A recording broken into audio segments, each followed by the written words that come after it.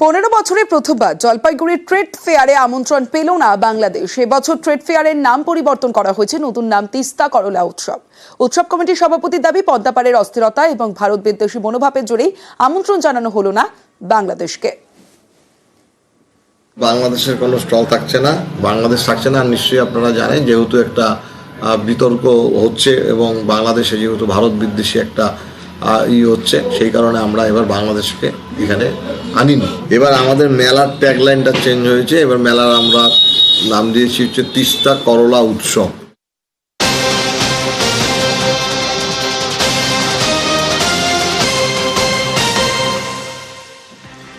এবার রাজ্যে আফগান নাগরিকদের যোগের সন্দেহ।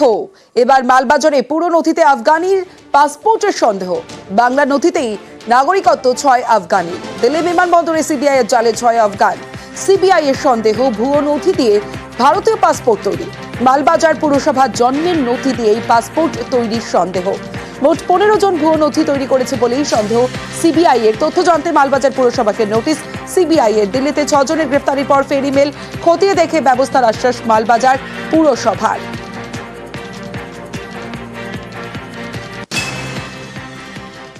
এটা তো আমাদেরকে একটা মেলে একটা করেছে, লেটার করেছে।